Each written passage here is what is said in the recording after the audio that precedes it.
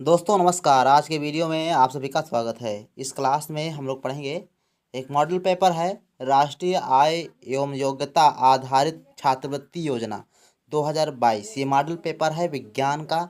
और इस जो प्रश्न पत्र आपका है, ये मॉडल पेपर जो है इसमें कक्षा 8, 7 और 6 तीनों क्लासेज की जो विज्ञान है उससे क्वेश्चन पूछे गए हैं। तो आप सभी लोग क्वेश्चन को ध्यान से पढ़िए और उसका आंसर कमेंट बॉक्स में लिखिएगा। और हम देखते हैं कि कितने बच्चे जो है अच्छे से परफॉर्मेंस कर पाते हैं। तो आइए शुरू करते हैं वीडियो को। तो पहला क्वेश्चन आपका दिया गया है कक्षा 8 की किताब से, ये है प्लास्टिक क्या है। प्लास्टिक क्या है? ए ऑप्शन आपके पास है असंतृप्त हाइड्रोकार्बन के उच्च अणुभार बहुलक हैं। और बी ऑप्शन है संतृप्त हाइड्रोकार्बन के उच्च अणुभार बहुलक हैं। और सी ऑप्शन है चारकोल से बना एक पदार्थ।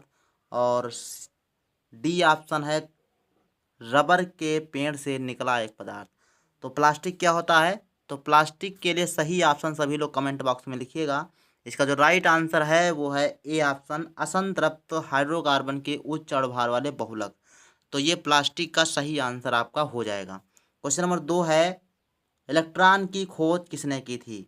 तो इलेक्ट्रॉन की खोज नंबर 1 ऑप्शन है जे थॉमसन, बी रदरफोर्ड, सी चैडविक और डी गोल्डस्टेन। तो इलेक्ट्रॉन की खोज जे थॉमसन ने की थी। इसका ए वाला राइट आंसर हो जाएगा। नेक्स्ट क्वेश्चन नंबर 3 दिया गया है एल्मेनाइट। एल्मेनाइट में टाइटेनियम के अतिरिक्त और कौन सी धातु होती है। तो एल्मेनाइट के अलावा एल्मेनाइट में टाइटेनियम के अतिरिक्त कौन सी धातु होती है। तो उसका बी ऑप्शन आपका सही है, आयरन। आयरन इसमें होता है। चौथा क्वेश्चन आपका दिया है कैल्शियम हाइड्रोक्साइड का सूत्र क्या होता है। क्या सूत्र होता है? पहला ऑप्शन आपके लिए है CaOH, बी ऑप्शन है Ca2OH और सी ऑप्शन है CaOH का होल थ्राइज और डी ऑप्शन है CaOH का होल ट्वाइज।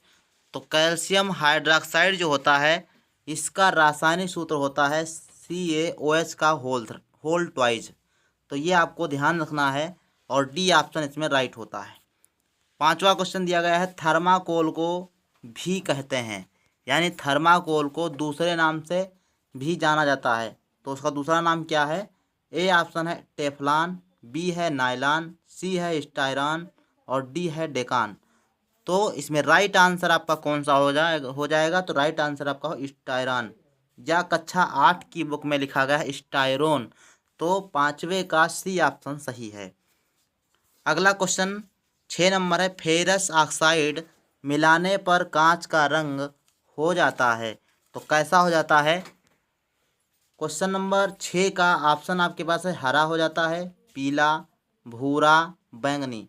किस कलर का हो जाता है? फेरस ऑक्साइड मिलाने से कांच का रंग हो जाता है। तो कैसा हो जाता है? तो इसका राइट आंसर है भूरा। भूरा हो जाता है। अगर फेरस ऑक्साइड कांच में मिलाते हैं तो भूरे रंग का कांच बनता है। सातवां क्वेश्चन है मार्स गैस, जिसको हम लोग मीथेन गैस भी कहते हैं। क्या कहते हैं? Methane gas. तो मीथेन गैस का रासायनिक सूत्र क्या है? इसमें दिया गया है बोल रहा है, अर्थात रासायनिक सूत्र दिए गए हैं। कौन सा है मीथेन गैस या मार्स गैस? तो आपका सी ऑप्शन होगा CH4। क्या होगा? CH4 मार्स गैस यानी मीथेन गैस कहलाती है।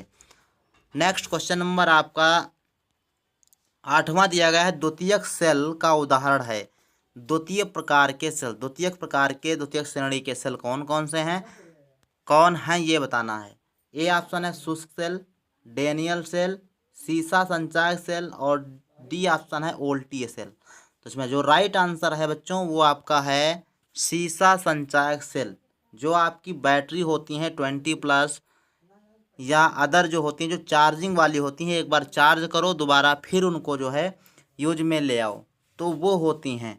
और जो यूज और थ्रू होती हैं, जैसे आप जो सेल डालते हो घड़ी में या टॉर्च में सेल डालते हो, वो शुष्क सेल होते हैं। तो वो आपके प्राथमिक सेल होते हैं और ये द्वितीयक सेल सीसा संचायक सेल होते हैं। तो आपका सी ऑप्शन सही हो जाएगा 8 नंबर में। 9 नंबर क्वेश्चन दिया गया है शुद्ध जल का पीएच मान है। तो शुद्ध जल का पीएच मान क्या होता है ये आपको बताना है।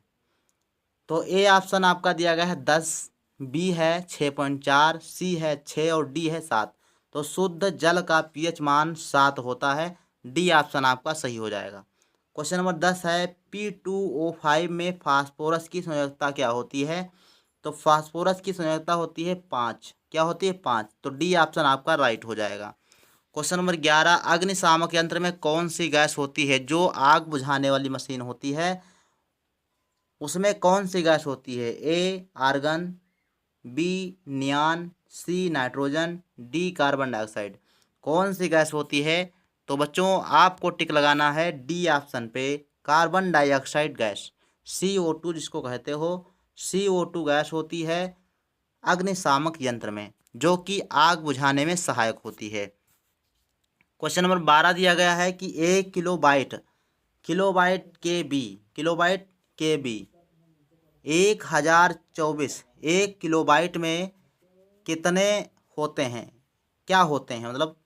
तो आप इसमें सी ऑप्शन सही है, किलोबाइट 1024 बाइट होते हैं। 12 वाले क्वेश्चन में है 1 किलोबाइट होते हैं, तो 1 किलोबाइट 1024 बाइट के बराबर होता है। तो आपका सी ऑप्शन सही हो जाएगा, यानी 1 KB बराबर 1024 बाइट। अगला क्वेश्चन 13 है कि एक सामान्य दोलक की आवृत्ति 10 हर्ट्ज है, तब 4 सेकंड में कितनी बार दोलन करेगा? एक सामान्य दोलक की आवृत्ति 10 हर्ट्ज है और 4 सेकंड में कितनी बार दोलन करेगा? देखो हर्ट्ज होता है 1 सेकंड में की गई आवृत्ति, 1 सेकंड में की गई आवृत्ति। तो ये 4 सेकंड में कितनी बार दोलन करेगा? तो 1 सेकंड में करता है 10 बार, 1 सेकंड में 10 बार, तो 4 सेकंड में कितना करेगा? 40 बार।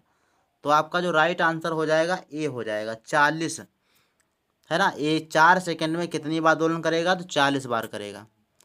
अगला क्वेश्चन 14 नंबर क्वेश्चन दिया गया है कि जब प्रकाश की किरण किसी दर्पण पर लंबवत आपतित होती है तब परावर्तन कोण होता है।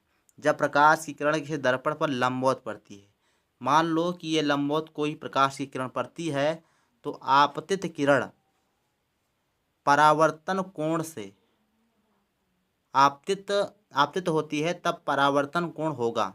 तो परावर्तन कोण कितने अंश का होगा? अब ये 90 अंश की है और सेम उसी अंश पे ये वापस हो जाएगी। जब 90 अंश लंबवत पड़ती है तो उसी दिशा में पुनः वापस हो जाती है ना।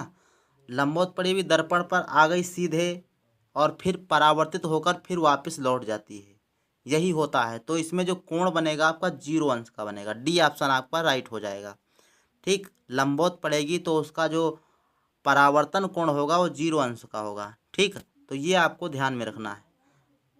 15 नंबर क्वेश्चन है प्रति एकांक क्षेत्रफल पर लगने वाला बल को क्या कहते हैं? प्रति एकांक क्षेत्रफल पर लगने वाले बल को क्या कहते हैं? तो दाब कहते हैं। बी वाला इसमें राइट आंसर हो जाएगा। प्रति एकांक क्षेत्रफल पर लगने वाला बल दाब कहलाता है। नेक्स्ट क्वेश्चन आपका 16 नंबर दिया गया है, समुद्र तल पर दाबमापी में पारे की ऊंचाई होती है। समुद्र तल पर दाबमापी में पारे की ऊंचाई क्या होती है? तो 76 सेंटीमीटर इसमें राइट आंसर है। क्वेश्चन नंबर 17 है चालक का प्रतिरोध क्या होता है? तो चालक का प्रतिरोध R बराबर विभवांतर बटे धारा होता है। ए वाला ही ऑप्शन आपका सही है। R बराबर V बराबर IR से निकालेंगे, V बराबर IR। इसमें R का मान ज्ञात करना है प्रतिरोध का, तो I जब इधर आएगा तो I आएगा नीचे, बराबर R। तो इस प्रकार से जो प्रतिरोध बराबर होगा वो विभवांतर बटे धारा हो जाएगा। तो ए वाला ऑप्शन आपका सही हो जाएगा। नेक्स्ट प्रश्न आपका दिया गया है कि सूर्य के प्रकाश में पाए जाने वाले 7 रंगों के ठीक मध्य में कौन सा रंग होता है? तो कौन सा रंग होता है?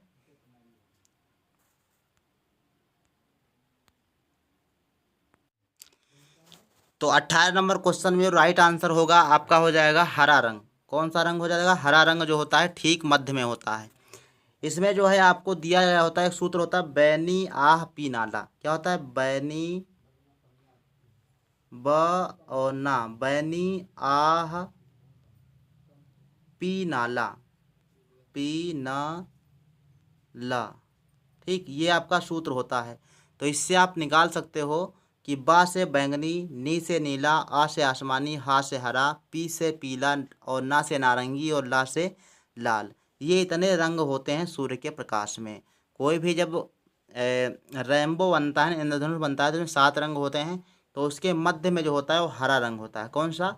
हरा रंग। तो सूर्य के ठीक मध्य में, 7 रंगों के ठीक मध्य में कौन सा रंग होगा? हरा रंग। इधर से आप 3 छोड़ दीजिए और इधर से आप 3 छोड़ दीजिए, तो मध्य में कौन सा कलर होगा? हरा रंग होगा। इस प्रकार से आपका जो ऑप्शन बी है वो सही हो जाएगा। क्वेश्चन नंबर 19 है कि एसआई पद्धति में आवृत्ति का मात्रक क्या है? एसआई पद्धति में आवृत्ति का मात्रक आपका होता है हर्ट्ज। क्या होता है? हर्ट्ज। बी वाला ऑप्शन आपका सही हो जाएगा। और 20 नंबर क्वेश्चन दिया गया है कि प्रथम प्रकार का उत्तोलक कौन सा है? तो उत्तोलक 3 प्रकार के होते हैं। कक्षा 8 7 में सभी लोग पढ़ चुके हैं।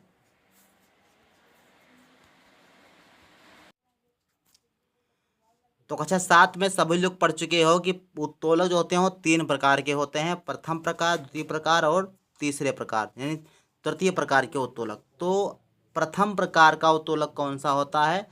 तो इसमें प्रथम प्रकार का उत्तोलक कैंची दिया गया है। क्या दिया गया है? कैंची। कैंची आपका प्रथम प्रकार का उत्तोलक होता है। कैंची है, प्लास है, जिसके मध्य में आलंब होता है और एक तरफ आयास और दूसरी तरफ भार होता है। ठीक, तो प्रथम प्रकार के उत्तोलक कहलाते हैं। और 21 नंबर क्वेश्चन दिया गया है केल्विन पैमाने पर 0 डिग्री सेंटीग्रेड बराबर होता है। तो 0 डिग्री सेंटीग्रेड बराबर होता है 273 केल्विन के।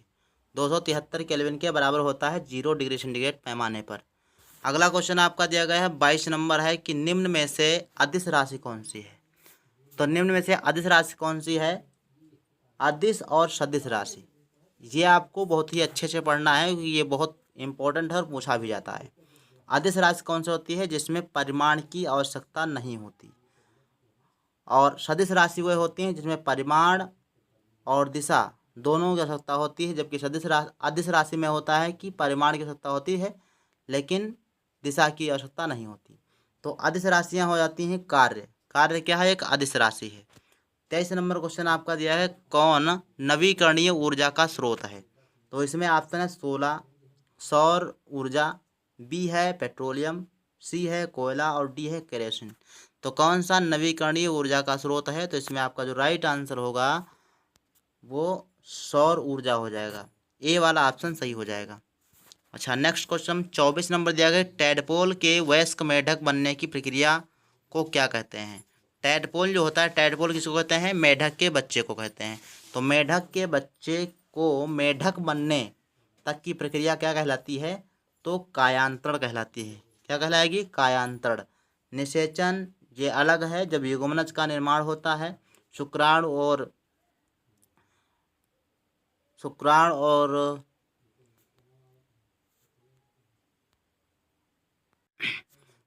और अंडाणु जब मिलते हैं तो निषेचन होता है ना।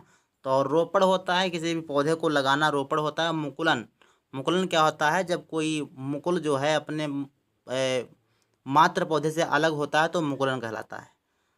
तो कायांतरण आपका राइट आंसर इसमें हो जाएगा, बी ऑप्शन है आपका। अगला क्वेश्चन नंबर 25 दिया गया है निम्न में से कौन सा पत्ती का भाग नहीं है?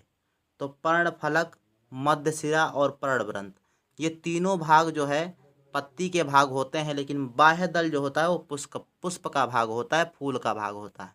तो 25 नंबर का जो राइट आंसर आपका होगा वो आपका हो जाएगा सी, बाह्य दल। और 26 नंबर क्वेश्चन दिया गया है कि दलदली पौधे की जड़ों में पाया जाने वाला सहजीवी जीवाणु कौन सा होता है? तो ए ऑप्शन आपका सही हो जाएगा, राइजोबियम। क्या होगा? राइजोबियम आपका राइट आंसर हो जाएगा। 27 नंबर क्वेश्चन आपका दिया है कि निम्नलिखित में से पाचक एंजाइम नहीं है। 27 नंबर क्वेश्चन में है पाचक एंजाइम नहीं है, तो कौन सा नहीं है? वो है आपका इंसुलिन। क्या है? इंसुलिन आपका पाचक एंजाइम नहीं है। 28 नंबर क्वेश्चन है कि पल्मोनरी सिरा खुलती है। जो पल्मोनरी सिरा होता है वो कहाँ पर खुलता है? तो बाएं अलिंद में। इसका राइट आंसर क्या होगा? बाएं अलिंद में खुलता है। 29 नंबर क्वेश्चन दिया गया है प्रत्येक जबड़े में कृंतक दांतों की संख्या कितनी होती है? प्रत्येक जबड़े में जो है कृंतक मतलब काटने वाले दांतों की संख्या कितनी होती है? 4। 2 इधर होते हैं और 2 दूसरी तरफ, तो 4 होते हैं कृंतक दांतों की संख्या। दांत 4 प्रकार के होते हैं। कक्षा 7 के बच्चे पढ़ चुके हैं, जो 8 में आए हैं वो भी पढ़ चुके हैं। कृंतक दांतों की संख्या कितनी होती है? 4 होती है। प्रत्येक जबड़े में कुल 8 होते हैं। और रदनक रदनक जो फाड़ने वाले होते हैं, नुकीले दांत, वो 4 होते हैं। 2 नीचे 2 ऊपर होते हैं।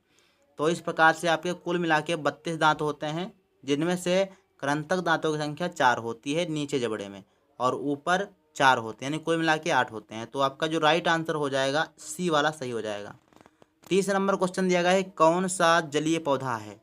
तो कौन सा पौधा है? इसमें देखो ड्रोसेरा, ये क्या है? ये एक कीटभक्षी पौधा है। गुलाब जो है ये आपका स्थलीय पौधा होता है, जलीय नहीं होता। और आपका बी जो ऑप्शन है हाइड्रिला, ये ही आपका क्या है? जलीय पौधा है। तो बी ऑप्शन आपका राइट हो जाएगा। कौन सा क्वेश्चन ऑप्शन सही है इसमें? बी ऑप्शन जो है राइट है। नेक्स्ट 31 नंबर क्वेश्चन दिया है, कूटपाद किसमें पाए जाते हैं? तो कूटपाद बच्चों किसमें पाए जाते हैं? जुगुलिना में नो, पैरामीशियम नहीं, और काकरोच इसमें भी नहीं पाते हैं। अमीबा में जो है पाए जाते हैं कूटपाद। कूटपाद में अमीबा कूटपाद से फंसा करके ही किसी अपने भोजन को करता है। तो इसमें कूटपाद पाए जाते हैं अमीबा में। तो ऑप्शन जो है आपका डी वाला सही हो जाएगा। नेक्स्ट क्वेश्चन आपका देखो 32 नंबर दिया गया है, चाल मोगरा। चाल मोगरा क्या है? चाल मोगरा के बीज का प्रयोग होता है। तो चाल मोगरा के बीजों का प्रयोग चर्म रोग उपचार में किया जाता है, यानी जो त्वचा से संबंधित रोग होते हैं उसमें चाल मोगरा के बीजों का उपयोग किया जाता है। 33 नंबर क्वेश्चन दिया गया है कि लाल रक्त कणिकाओं का निर्माण कहाँ होता है? ये भी कक्षा 7 की बुक से है, सभी लोग अच्छे से पढ़े होंगे। 33 नंबर क्वेश्चन है कि लाल रक्त कणिकाओं का निर्माण होता है, तो इसमें बी ऑप्शन सही है, अस्थि मज्जा में। कहाँ होता है? अस्थि मज्जा में लाल रक्त कणिकाओं का निर्माण होता है। और प्लीहा को लाल रक्त कणिकाओं का शमशान घाट कहा जाता है। अगला 34 नंबर क्वेश्चन दिया कि प्राकृतिक का चयनवाद सिद्धांत किसने दिया था? तो प्राकृतिक का चयनवाद सिद्धांत जो है डार्विन ने दिया था। इसमें ए वाला ऑप्शन जो है सही हो जाएगा। ए वाला सही है, डार्विन ने प्रकृति का चयनवाद सिद्धांत दिया था। और 35वां क्वेश्चन दिया गया है कि अपस्थानिक जड़ का उदाहरण है। अपस्थानिक जड़ें 2 प्रकार की होती हैं, मूसला और अपस्थानिक। तो अपस्थानिक जड़ की बात कर रहा है जो रेशेदार जड़ें होती हैं और गुच्छे में होती हैं, जैसे प्याज की, मटर की, है ना, प्याज की जड़ होती है या लहसुन की जड़ होती है, आपने देखा होगा। तो ये जड़ें होती हैं अपस्थानिक जड़ें। तो सेम उसी प्रकार से आपकी जो धान की जड़ होती है ये अपस्थानिक जड़ होती है। तो इसमें राइट आंसर आपका हो जाएगा ए ऑप्शन सही है, धान की जड़ें अपस्थानिक जड़ें होती हैं। तो इस प्रकार से ये आपका मॉडल पेपर जो है हो जाता है। और ये क्वेश्चंस, ये वीडियो आपको कैसा लगा? अगर अच्छा लगा हो तो वीडियो को शेयर करें, लाइक भी करें, और मिलते हैं नेक्स्ट वीडियो में। तब तक के लिए धन्यवाद।